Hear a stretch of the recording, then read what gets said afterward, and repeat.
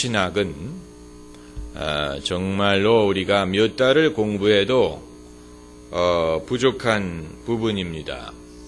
특별히 한국인의 이 정서를 고려했을 때 이 신앙을 적용하는 부분에 있어서 그리스도인이든 그리스도인이 아니든 간에 수치심에 대해서 우리는 깊이 예민합니다.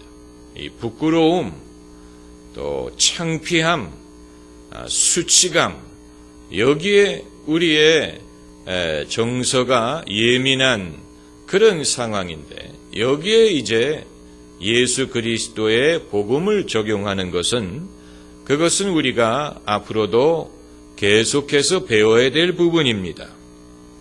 오늘 이 본문 6절에 있는 말씀, 저를 믿는 자는 부끄러움을 당치 아니하리라 하는 말씀이 정확하게 무슨 뜻일지, 부끄러움을 당할 만한 일을 당치 않는다라는 말씀인지, 아니면 부끄러움을 당할 만한 일이 생기더라도 수치심에 함몰되지 않고 마음의 평정과 강건함을 가질 수 있다는 말씀인지, 그 두 가지로 우리가 그 구절을 해석할 수가 있는 것입니다. 다시 말하면 아예 부끄러울 만한 일을 원천 봉쇄하겠다라는 말씀으로 기록을 한 것인지, 아니면 부끄러움을 당할 만한 일들이 생길지라도 그럼에도 주님 주신 은혜로 말미암아 우리의 마음이 강건하고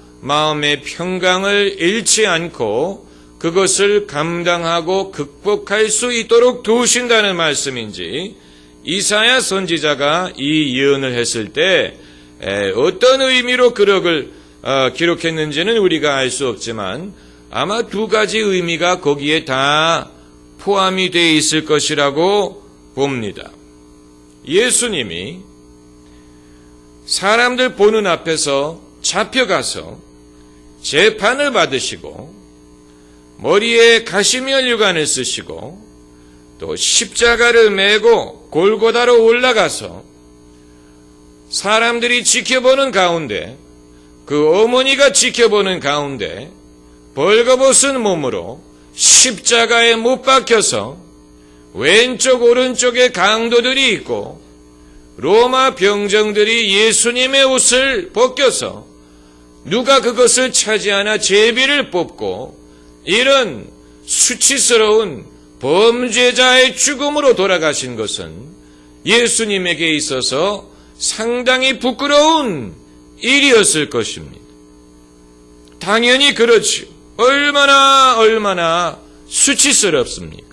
그것도 거룩하신 예수님, 죄를 짓지 않은 갈릴리의 랍비 예수께서 로마인들의 손에 의해서 범죄자로 몰려서 사람들이 지켜보는 가운데 수치스럽게 십자가에 달려 돌아가신 것은 예수님 당신뿐만이 아니고 예수님을 믿고 따르던 모든 사람들에게 정말로 가슴 아프고 그리고 창피한, 정말 수치스러운 그런 일이었을 수밖에 없습니다.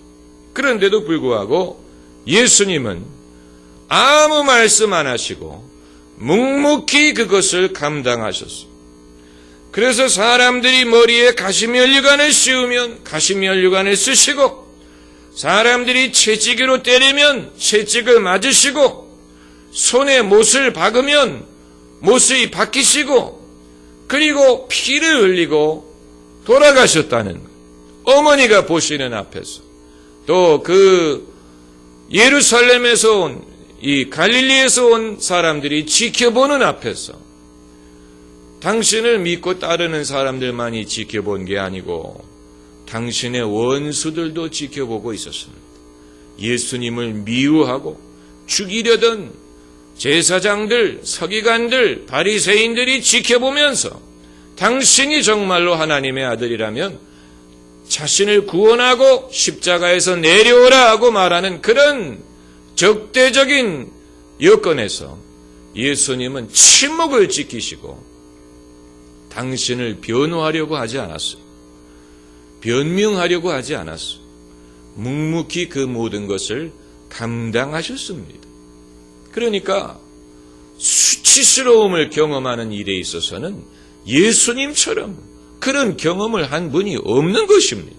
예수님은 무슨 잘못한 게 있어서 그런 게 아니고 예수님이 하나님의 뜻을 순종하는 가운데 만인 앞에서 이런 창피한 일을 당하시면서 돌아가셨어요. 그런데 예수님은 그것을 그대로 감당하셨습니다. 어떻게 예수님이 그렇게 하실 수가 있었을까? 히브리서 12장 2절 말씀을 보면 저는 그 앞에 있는 즐거움을 위하여 십자가를 참으사 부끄러움을 개의치 아니하시리니 하나님 보좌 우편에 앉으셨느니라. 십자가를 참고 부끄러움을 개의치 않았다라고 했습니다. 개의치 않다는 말이 좀 불분명하지요. 그래서 영어 성경을 찾아보니까 scorning its shame, scorn이란 말은 업신여기다, 멸시하다라는 뜻인데 십자가의 부끄러움을 예수님이 멸시하셨다는 얘기입니다. 또 어떤 성경에는 despising its shame, 그리고 쉬운 성경에는 willing to die a shameful death, 부끄러움 죽음을 예수님이 감당하셨다는 것입니다. 받아들이셨다는 얘기입니다. 그러니까 예수님이 안 부끄러워했다는 얘기가 아니고 부끄러움을 업신여겼다, 그것을 감당했다, 감수했다, 참았다라는 뜻입니다. 무엇이 그것을 가능하게 했습니까? 이후의 영광을 보셨기 때문입니다. 이후의 영광, 부활의 영광을 내다보셨기 때문에 예수님께서는 십자가의 부끄러움을 참았어요. 한마디 변명하지 않았어요. 그리고 사람들 보는 앞에서 운명하셨어요. 여러분, 이것은 대단한 일입니다. 대단한 일입니다. 수년 전에 귀여운 여인이라는 영화가 나왔었지. 귀여운 여인.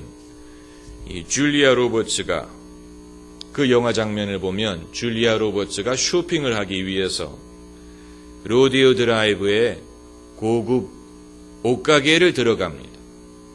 그런데 직원이 줄리아 로버츠의 옷차림을 보고는 여기는 비싼 옷만 팝니다, 그러면서 업신여깁니다. 왜냐하면 줄리아 로버츠가 가난한 그 동네에 어울리지 않는, 그 부티크에 어울리지 않는 옷차림으로 들어왔기 때문에 이 여자가 여기서 살만한 옷은 없다고 결론을 내리고 아예 업신여긴 것입니다.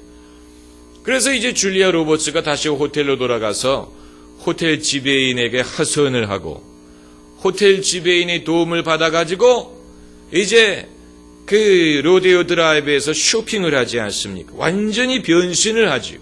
완전히 변신을 해요. 그런데 변신을 한 다음에 줄리아 로버츠가 그 부티크로 다시 들어가서 그 직원에게 내가 어저께 여기 왔는데 당신이 내게 신경도 안 썼지요? 당신 커미션 벌고 살지요? 큰 실수하셨어. 이렇게 말하는 장면이 있습니다. 그게 이제 그 영화의 통쾌한 장면입니다. 복수한 것입니다. 자기를 업신여겼던 그 직원에게 완전히 변신을 해서 이제 들어가가지고 당신 커미션으로 살지 않느냐, 큰 실수했다, 이런 식으로 통쾌한 여러분의 얼굴 표정을 보니까 전혀 본 적이 없는 그런 내 사전에 귀여운 여인이란 없다, 이런 얼굴 표정인데 적어도 그 상황은 상상을 하실 수가 있을 것입니다. 그런데 예수님은 그렇게 하지 않았어요. 예수님은 그런 복수를 하지 않았어요. 예수님은 십자가에 달리실 때도 내가 누군지 아느냐? 이런 말씀 안 하셨어. 너희가 내가 누군지 알고 나에게 이렇게 하느냐? 이런 말씀 안 하셨어. 너희들 두고 보자. 영어로 두고 보자가 뭔지 아세요? See you again. See you again이 두고 보자. 다시 보자라는 말인데. 예수님이 그런 말씀 안 하셨어. 너희들 두고 보자. 이러지 않으셨고, 부활하신 다음에도 당신을 십자가에 못 박았던 사람들 찾아가지 않았어요. 그들 찾아가서 니네들이 나 죽였지? 이제 지옥 갈 준비나 하라. 뭐 이런 말씀 안 하셨어요. 예수님께서는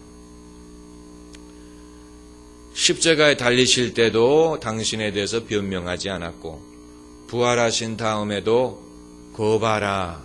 이런 식으로 사람들에게 말씀하지 않았습니다. 예수님께서는 하나님이 당신에게 베푸신 그 영광으로 족했어요. 그 이외를 필요로 하지 않았습니다.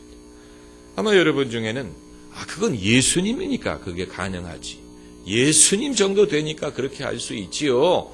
일반 사람은 어떻게 그렇게 살 수 있겠습니까? 이렇게 생각하실지 모르겠는데, 그렇기 때문에 다른 예를 찾아봅시다.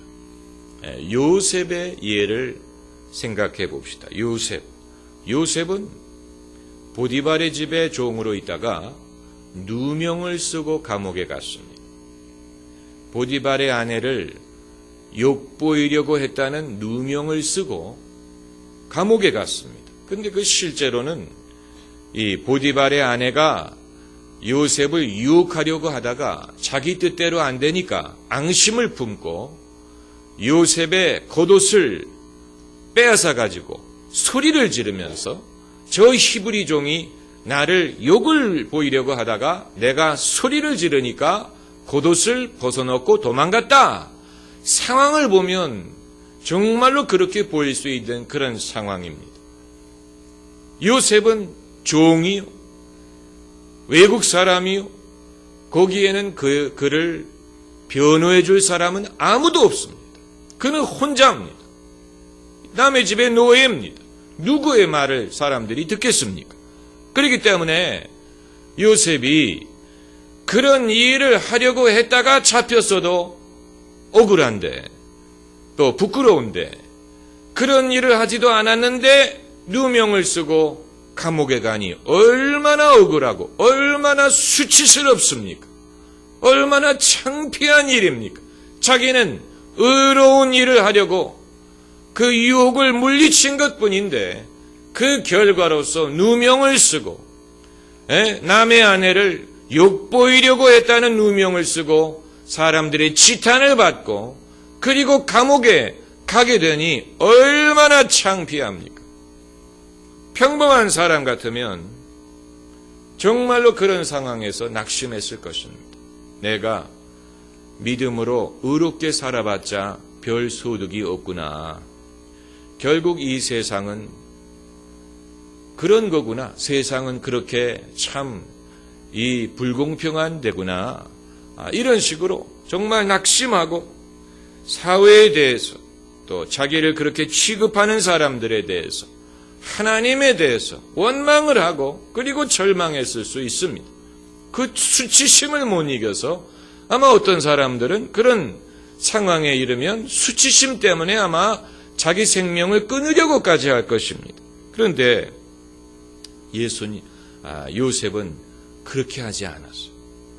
이제 여기에 이 믿음의 사람의 어떤 그 차별성을 우리가 보는 것입니다. 요셉이 얼마든지 창피하고 얼마든지 절망할 수 있는 상황에서 요셉은 그렇게 하지 않고 여전히 하나님을 신뢰했습니다. 그래서 하나님이 자신의 변호인이 되고 디펜더 그리고 advocate 자기를 의롭다고 변호해 주실 거라고 믿고 하나님은 자기의 친구라는 것을 믿었어요. 온 세상 날 버려도 주 예수 안 버려. 이게 바로 그런 걸 말하는 것입니다. 성경에 등장하는 믿음의 사람들을 보면 온 세상에게 버림받은 것과 같은 그런 경험을 한 적이 있는 사람들이에요. 다니엘이 그렇고 모세가 그렇고 또 요셉이 그렇고 온 세상에게 버림을 받은 것 같은 그런 경험을 한 사람들입니다. 그럼에도 그들이 온 세상은 날 버렸어도 하나님은 나와 함께 하신다. 정말로 하나님이 함께 하시는 것을 경험했어요. 그래서 하나님이 함께하는 증거가 나타났더니 이전에 그를 버렸던 사람들이 당신은 하나님의 종입니다 하고 사람들이 완전히 그들의 생각이 바뀌는 그런 역사가 나타나지 않습니까? 다니엘이 사자굴 속에 던져졌는데도 멀쩡하니까 사람들이 하나님이 당신을 지키신다. 그래가지고 다니엘을 모함했던 자들을 오히려 사자굴 속에 던지고 그런 역사가 일어나지 않습니까? 결국 요셉은 하나님이 그를 지켜주어서 나중에 무엇이 됐습니까? 애굽의 총리 대신이 됩니다. 이제 바로 밑에서 온 나라를 다스리는 그런 권한을 갖게 됐는데 성경 말씀을 보면 그가 총리 대신이 된 다음에 보디발을 찾아갔다는 말이 없어요. 보디발의 아내를 찾아갔다는 말이 없어요. 아마 보디발의 아내는 그때부터 덜덜덜 떨었을 것입니다. 자기가 누명을 뒤집어 씌웠던 그 사람이 총리 대신이 됐으니, 자기 남편 위에 총리 대신이 됐으니 이제 얼마나 두렵습니까? 그런데 성경을 보면 요셉이 보디발이든 그 아내든 그를 모함했던 사람들에 대해서 1절 한마디 했다는 성경 구절이 없습니다. 그리고 요셉은 자기를 미워해서 애굽의 종으로 팔았던 형에 대해서도 1절 한마디 없었어요. 형들을 찾아가지 않았어요. 그 대신 형들이 그를 찾아왔지. 그리고 그 앞에 고개를 숙였지요. 그 앞에 절을 했어. 그리고 그 순간에 요셉은 자신이 과거에 꿨던 꿈이 이루어지는 것을 경험을 한 것입니다. 그러니까 요셉이 한 것은 하나님 앞에서 온유하고 또 하나님이 자기와 함께 하신다는 것을 믿고 어려운 역경을 극복했던 것뿐인데, 그렇게 했더니 그야말로 요셉이 과거에도 자기를 변호하려고 하지 않았고 이후에도 변호하려고 하지 않았지만 하나님이 그를 변호해 주시더라는 것입니다. 할렐루야. 변호라는 것은 옳다고 인정하는 것입니다. 요셉이 자기를 옳다고 인정해봤자 믿어주지 않습니다. 하나님이 그를 옳다고 인정을 해주죠.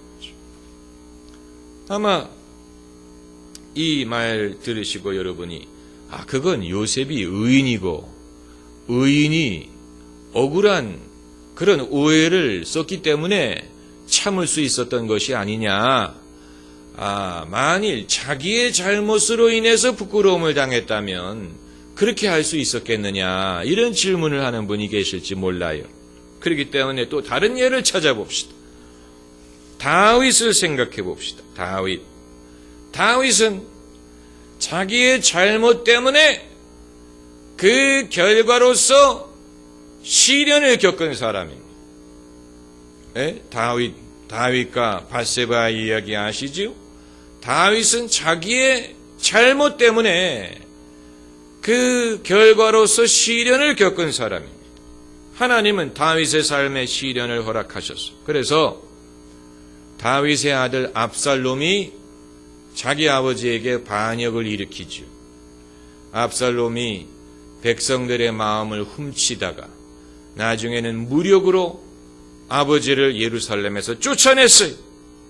그리고 다윗이 떠나간 다음에 압살롬이 무슨 일을 했냐면 백주에 사람들이 지켜보는 앞에서 다윗의 후궁들과 동침을 했습니다. 아버지의 침상을 더럽혔습니다. 아버지의 이름을 수치스럽게 만들었어요.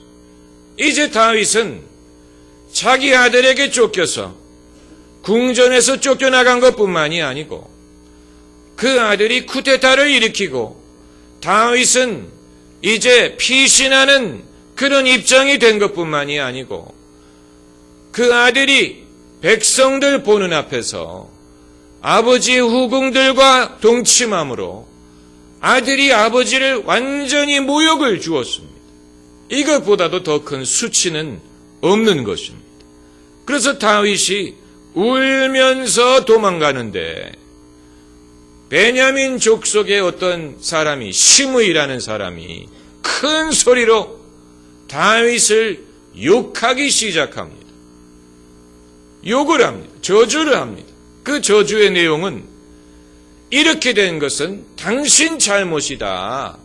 당신이 잘못한 그 대가를 지금 지불하는 것이다. 이런 식으로 다윗을 욕합니다. 그때 다윗의 부하가 내가 가서 저자를 칼로 베겠습니다. 그랬더니 다윗이 내버려두라 그랬어요. 내버려두라. 하나님이 그에게 나를 욕하게 하시는 것이다. 이러면서 다윗은 그것을 그대로 들었어요. 욕하는 것을 그대로 듣고 참았어요. 그러면서 그가 말하기를 혹시 여호와께서 나의 원통함을 감찰하시리니 오늘날 그 저주 까닭에 선으로 내게 갚아주시리라. 다시 말하면 사람들이 나에게 욕을 한 것을 내가 들었기 때문에 하나님이 그것을 기억해서라도 나에게 선하게 갚아주실 것이다. 이런 믿음의 고백입니다. 여러분, 우리가 누가 나에게 욕을 하면 당장 갚아주고 싶죠. 되로 받고 말로 간다 그랬습니까? 사람이 나에게 누가 당신에 대해서 뭐라고 말을 합니다. 그러면 우리는 당장 뭐라고 하면서 당장 갚아주려고 하죠. 우리에게 다 그런 그 충동이 있습니다. 그런데 다윗이 사실 자기에게 일어나고 있는 이 모든 일들은 어떻게 보면 자기의 잘못 때문에 그렇게 된 것입니다. 심은 대로 거둔 것입니다. 자기가 잘못된 것을 심었기 때문에 잘못된 것을 지금 거두고 있는 것입니다. 그 사실을 다윗이 알고 있습니다. 그럼에도 불구하고 내가 지금 이 수치를 당하지만 하나님이 그것을 기억하셔서 나에게 선으로 갚아주실 것이다. 이런 식으로 하나님이 신원하실 것을 믿었다는 거예요. 그런데 어떻게 됐습니까? 그 믿음대로 됐습니다. 그래서 결국 다윗이 회복이 됐습니다. 그는 자기의 임금의 자리를 되찾았고 압살롬의 반역은 다 평정이 됐고 압살롬은 죽었죠. 그것도 슬픈 일입니다. 슬픈 일이에요. 하나님은 다윗의 그 자리를 회복해 주신 것뿐만이 아니고 다윗이 하나님의 마음에 어떤 자라고 부르셨습니까? 합한 자다. 그래서 하나님의 마음에 합한 자다. Man after God's heart. 하나님의 마음에 합한 자라는 인정을 받았습니다. 여러분, 이건 놀라운 일입니다. 놀라운 일입니다. 많은 사람들이 다윗이 젊었을 때처럼 하나님의 은혜를 경험해 볼 수 있습니다. 하나님의 능력을 경험해 볼 수 있습니다. 그래서 하나님의 능력에 힘입어서 골리앗과 싸워서 이기는 경험을 할 수도 있습니다. 그리고 다윗처럼 하나님이 높여주시는 그런 경험을 할 수도 있습니다. 그러나 정말로 믿음의 어른과 아이의 차별성은 어디서 나타나냐면 다윗이 한번 실수를 해서 자기가 와장창 넘어졌는데 대다수의 사람들은 와장창 넘어진 다음에 일어서지 못합니다. 거기서 그냥 실족합니다. 거기서 그냥 사라져버립니다. 그런데 다윗은 그런 상황에서 일어섰어요. 자기가 일어서려고 해서 일어난 게 아니에요. 하나님이 일으켜 주시는 것을 믿었어요. 그래서 다윗이 내가 옳다, 내가 원래는 나쁜 사람이 아닌데 사람들이 나를 오해했다, 나는 억울하다, 이런 자기를 변명하지 않았는데 하나님이 그를 신원해 주셔서 결국 그 모든 분깃을 다시 찾고, 그리고 이스라엘의 영광스러운 임금으로서의 삶을 살 수가 있었습니다. 여러분, 이렇게까지 할 수 있는 사람은 그렇게 많지 않습니다. 많은 사람들이 한 번 넘어지면 다시 일어나지 못합니다. 못하는 이유가 하나님이 안 일으켜 주셔서가 아니고 자기의 그 수치심을 극복하지 못합니다. 자기의 그 자괴감, 자신의 그 자책감, 이 창피함, 이것을 극복하지 못하기 때문에 그냥 거기서 그냥 영적으로 침체에 빠져버리고 다시는 사람들이 그 사람이 어디 갔는지 알지도 못해버린. 그런데 다윗은 그 많은 수치를 겪었음에도 불구하고 결국은 다시 왕의 자리로 돌아갔고 하나님의 은총을 회복했고 백성들의 사랑을 회복했습니다. 할렐루야. 이게 중요한 것입니다. 그러니까 하나님이 다윗을 용서하신 것뿐만이 아니고 누가 그를 용서했다는 얘기입니까? 백성들이 그를 용서했다는 얘기. 백성들이 한 번은 그를 버렸었어요. 다윗 나쁜 놈이다. 압살롬이 더 좋다. 그런데 나중에 보니까 다윗 같은 임금이 없는, 다윗을 사람들이 용서한, 다시 다윗을 사랑한 것. 여러분, 이건 대단한 하나님의 역사에 이거 우리가 믿어야 됩니다. 여러분, 우리 삶에 부끄러울 만한 일이 없다면 그것처럼 좋은 건 없어요. 그런데 부끄러울 만한 일이 생길지라도 시온의 모퉁이 돌을 의지하는 사람은 하나님이 신원해 주셔서 부끄러움을 당하지 않게 해 주십니다. 그게 바로 의롭다함을 얻는다라는 뜻입니다. 의롭다함을 얻는다는 말은 우리가 믿음으로 의롭다함을 얻는다. Justified by faith. 의롭다함을 얻는다. 의라는 말은 무슨 뜻이냐? 의라는 말은 옳다라는 뜻입니다. Righteous. Righteous란 말은 right란 말에서 비롯된 것입니다. Right란 말은 옳다는 뜻입니다. That's right. 옳다는 말 아닙니까? 옳다는 말에서 의로움이란 말이 생겼어요.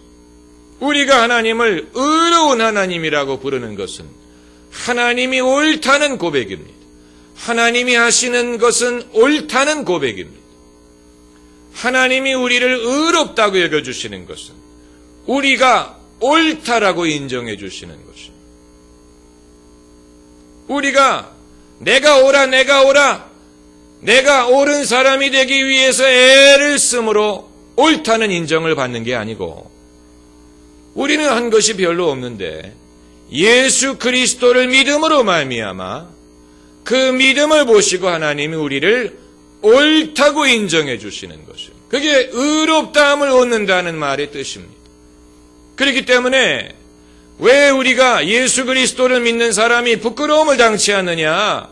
하나님이 우리를 옳다고 인정해 주시기 때문에 우리의 모든 수치를 하나님이 덮어주시는 것입니다. 수치라는 것은 우리가 틀리기 때문에, 그릇되었기 때문에 느끼는 것이 아닙니까? 그런데 하나님이 우리를 옳다고 인정해 주시기 때문에 이제는 더 이상 수치를 겪지 않는다는 얘기. 여러분, 사람이 예수님을 믿어서 의롭다함을 얻는다는 것을 교리적으로 이해하면 모두가 수긍을 하지요. 옳다고. 아멘, 아멘. 아멘. 예수 믿고 의롭다함을 얻습니다. 아멘. 할렐루야. 그러는데 실존적으로 그것을 이해하려고 하면 아직도 거리가 먼 사람들이 많습니다. 아직도 많은 그리스도인들은 자기의 노력으로 옳다는 인정을 받으려고 애를 쓰고, 그래서 그렇지 못할 때 수치감을 느끼고 창피하게 생각하고 자신의 어떤 허물, 자신의 실수에 대해서 수치심을 느끼고 사람들이 그것을 아는 것을 극도록거리고 예수님을 믿으면서도 자신의 어떤 부끄러운 부분을 노출시키지 않으려고 애를 씁니다. 애를 씁니다. 자신의 이 명예, 자신의 어떤 그런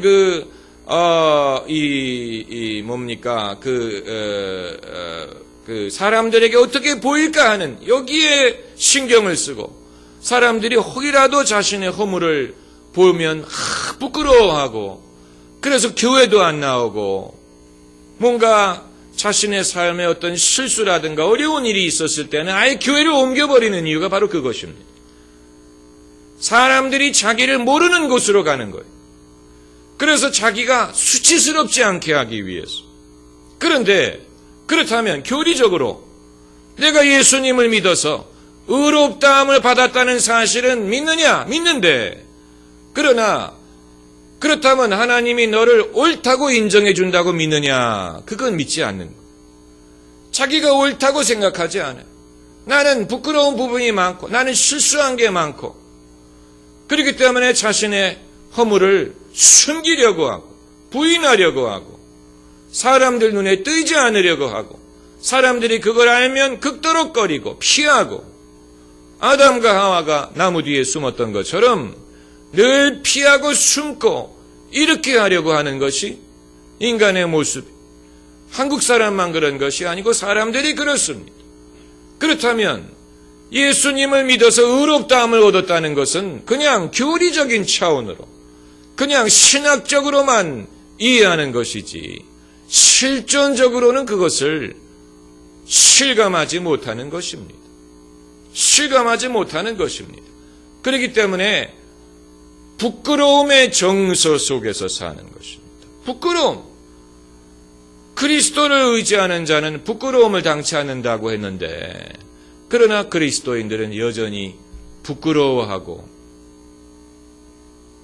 그런 고민 속에서 산다는, 그건 결국은 자신의 의의 문제, 자기가 옳은 것인가, 그 자신의 변호, vindication, 내가 옳다는 그런 인정을 자기가 얻으려고 하고 자기가 얻어야 된다고 생각하기 때문에 그런 것이죠. 그것을 주님에게 맡겨야 되는 것입니다. 나를 의롭다 하시는 분은 하나님이다. 하나님이 나를 옳다고 인정하시면 나는 옳은 것이다. 비록 내가 허물이 많지만 성경 말씀에 의인은 없나니 한 사람도 없다 그랬어요. 모든 사람이 죄를 범하였음에 하나님의 영광에 이르지 못했다고 했습니다.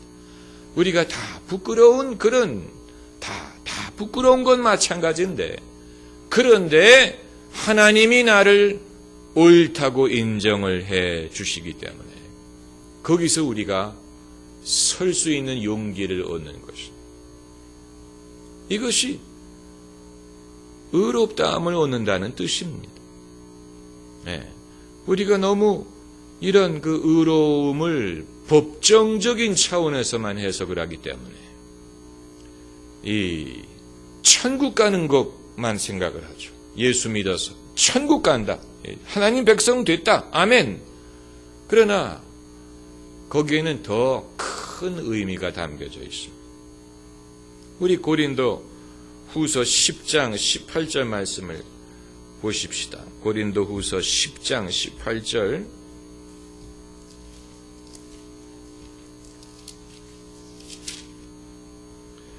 고린도 후서 10장 18절 같이 읽겠습니다. 옳다 인정함을 받는 자는 자기를 칭찬하는 자가 아니요 오직 주께서 칭찬하시는 자니라. 여기서 옳다 인정함을 받는다는 말이 그게 의롭다함을 받는 것입니다. 우리가 옳다는 말과 의로움을 따로 생각하기 때문에 의롭지만 틀리다고 생각하는 그리스도인들이 생기는 것입니다. 자기가 의롭다고는 안 믿고 있는데 의롭긴 의로운데 틀려요. Right and wrong. 그건 이제 그 의로움이라는 뜻을 우리가 다 깨닫지 못하기 때문에 그런 것입니다. 의로움이란 것은 옳다고 인정받는 것입니다. 누가 옳다고 인정을 받느냐? 자기를 칭찬하는 자가 아니, 자기의 노력으로 의롭다고 옳다고 인정받을 수 있는 게 아니에요. 오직 주께서 칭찬하시는 자니라. 오직 주님이 의롭다고 인정을 해주는 사람만이 옳다고 인정을 받는 것입니다. 그게 은혜입니다. 예수 그리스도를 통하여 주시는 은혜가 바로 그것입니다. 은혜를 입는다는 말은 옳다고 인정함을 받는 것입니다. 그래서 내 수치스러운 삶에 주님의 의의 옷을 입는 것입니다. 주의 의의 옷이 내 부끄러움을 덮어주시는 것입니다. 내 부끄러움을 덮어주시는 것입니다. 더 이상 부끄럽지 않은 것입니다. 그게 주님의 은혜. 그게 주님의 은혜. 그 은혜를 우리에게 주시기 위하여 예수님이 수치를 당하셨습니다. 이것이 우리에게 주시는 하나님의 은혜인 것입니다. 할렐루야. 기도하십시다.